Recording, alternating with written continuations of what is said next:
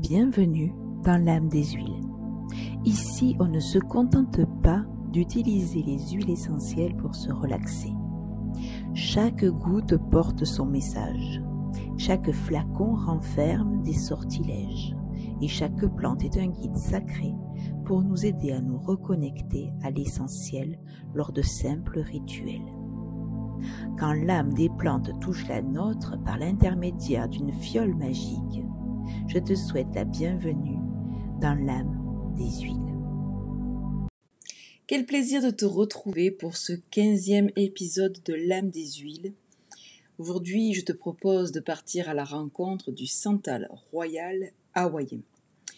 Ça va être un épisode un petit peu différent puisque aujourd'hui, je vais aussi te raconter mon petit week-end pendant lequel je suis allée confectionner, fabriquer, faire naître mon tambour chamanique. Il m'accompagnera dans quelques temps dans mes soins. Mais aujourd'hui, je vais te parler donc du santal hawaïen royal. Imagine-toi une forêt au cœur d'Hawaï, baignée dans une lumière dorée filtrant à travers les feuilles. L'air est chaud, doux, saturé d'un parfum boisé et crémeux qui apaise instantanément ton âme. C'est ici que pousse le santal royal hawaïen. Il est le gardien de la paix intérieure et le messager des temps anciens. Son odeur enveloppe, console, relie. Elle invite au silence, à la méditation, à la rencontre profonde avec soi. Le santal ne se contente pas de parfumer, il élève, il ancre, il soigne les blessures invisibles. Et lorsque je suis partie jeudi pour mon week-end d'initiation chamanique, c'est avec cette intention-là que je suis partie. L'envie d'être reliée à plus grand que moi, comme si j'allais me rappeler de là où je venais, d'où je venais. Donc, j'avais emporté avec moi le royal santal hawaïen. Si tu cherches sur ton étiquette, il est censé être marqué Santalum paniculatum.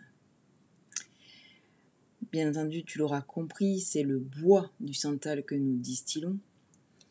Et donc, cette note olfactive boisée et douce. Lorsque tu regardes l'huile essentielle, elle est très épaisse. Elle est vraiment résineuse. Je me suis totalement sentie enveloppée. Pourtant, j'allais à la rencontre d'une femme, de 7 autres femmes, qui étaient là aussi pour créer leur tambour. Je me suis retrouvée à dormir dans une lodge, seule, dans la forêt. Alors bien sûr, les autres femmes étaient un peu plus loin. Je n'étais pas complètement seule dans la forêt. Mais je t'avoue que ça fait bizarre. Et ce fut important pour moi de pouvoir me sentir tout de même en sécurité. Alors au niveau physique, le santal va pouvoir nous procurer du soutien par rapport à notre peau. Il va être très riche, il va pouvoir venir nourrir notre peau si elle est irritée, sèche ou juste mature. Le santal va également apaiser les rougeurs. Et il va détendre notre corps, il va libérer les tensions. Et il va aider à un sommeil réparateur. Personnellement, je me suis sentie soutenue. Je me suis sentie en paix et calme, alors que je ne connaissais, encore une fois, personne, et que j'étais dans un environnement toutefois un peu sauvage. Si on pensait à l'émotion et à la vibration du santal, je peux te dire que moi, je l'ai ressenti vraiment comme un gardien. Il était là pour m'aider à être apaisé, stable, ancré. Son parfum est si profond qu'il est vraiment comme une caresse à notre âme. Il va calmer les pensées agitées, il va installer la paix et il invite aussi à l'introspection. Tu peux faire certainement le parallèle avec l'encens au Liban ou l'encens sacré, parce que finalement, ce sont deux bois, deux très vieux bois. Ils portent en eux la sagesse. Toutefois, au niveau de la note aromatique, le santal va être beaucoup plus lourd, adipeux. Il va vraiment davantage nous ancrer un peu plus de force. L'encens est beaucoup plus léger à côté. Ainsi, lorsque tu as vraiment ton mental qui surchauffe, ou tu sens que ça va pas trop, eh bien le santal royal hawaïen va pouvoir vraiment t'aider à t'ancrer ici et maintenant de façon profonde. Ça va bien entendu renforcer ton ancrage et ouvrir la spiritualité. Ainsi, favoriser la connexion au sacré. T'aider dans un élan de prière, de méditation. C'est comme si je me rappelais que j'étais là pour aider les autres femmes à vivre les différents passages de leur vie de façon beaucoup plus légère, souple, en douceur. Et oui, car nous avons plein de passages. Le premier, c'est lorsque nous avons nos lunes, lorsque nous devons régler. Ainsi, notre corps se transforme et nous passons de l'enfance à l'adulte presque. Presque, car il va falloir quand même un petit peu pour que la maturité arrive. Le santal va aider lui aussi dans ces différents passages. Il y a aussi le passage où l'on devient mère pour celles qui le souhaitent. Et puis, il y a d'autres passages, la ménopause par exemple. Ça peut être aussi un deuil, ça peut être aussi un problème au niveau du travail. Ça peut être avoir envie de tout envoyer balader et reconstruire quelque chose. Suivre un peu plus son instinct, avoir envie de retrouver son chemin de vie, de pouvoir être plus aligné avec qui on est aujourd'hui. Car comme la lune fait son cycle de 28 jours, nous aussi, en 28 jours, nous ne sommes pas toujours la même. Venons-en maintenant à l'aspect énergétique. J'ai bien vu ce week-end, en prenant quelques inspirations de Santal, combien je me sentais beaucoup plus alignée avec moi-même.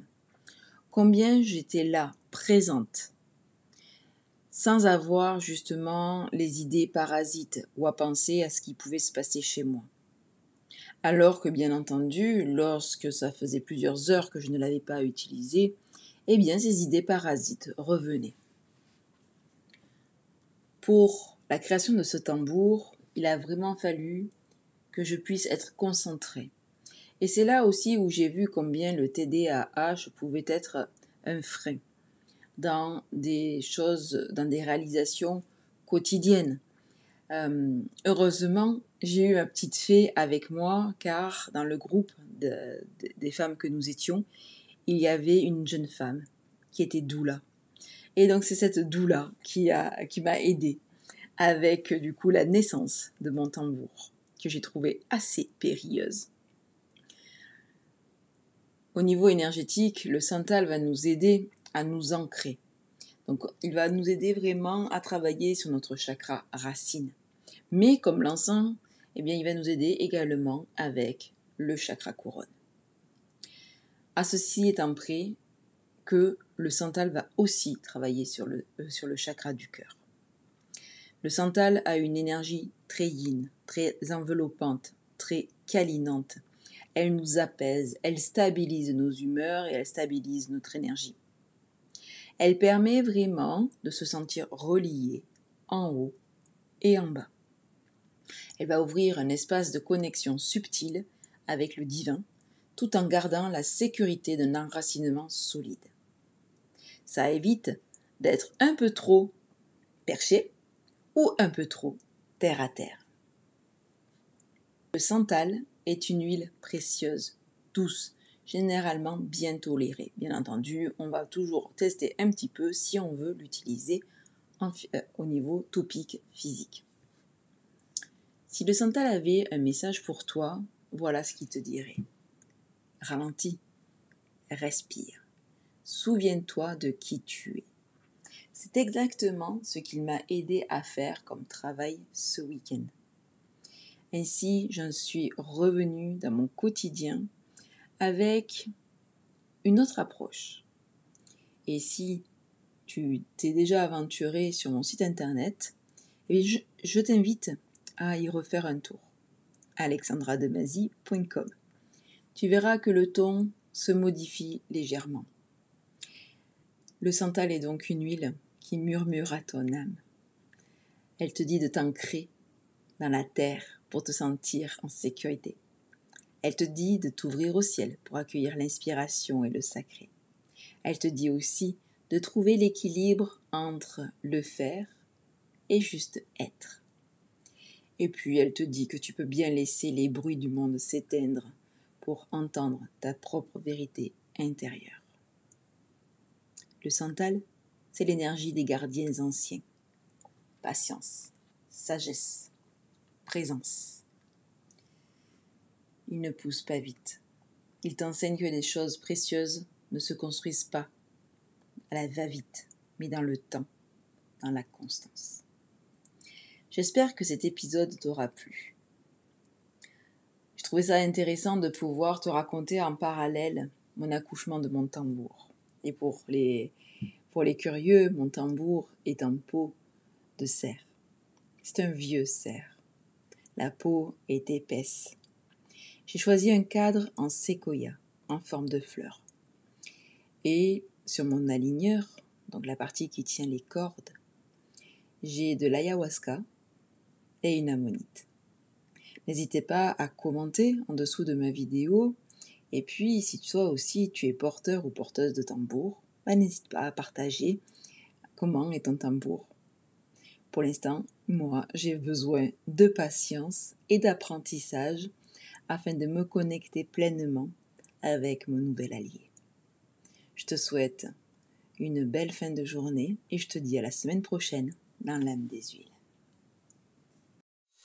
L'âme des huiles a parlé. Son message est désormais entre tes mains. Écoute ce qu'il éveille en toi et rappelle-toi que la connaissance se partage. Alors fais circuler aux femmes de ton entourage. Je t'invite à t'abonner pour rester informé et je te dis à très vite pour le prochain épisode de l'âme des huiles. Avec tout mon amour, Alexandra. Rappelle-toi, tu n'es pas seul, tu n'es pas perdu, tu es en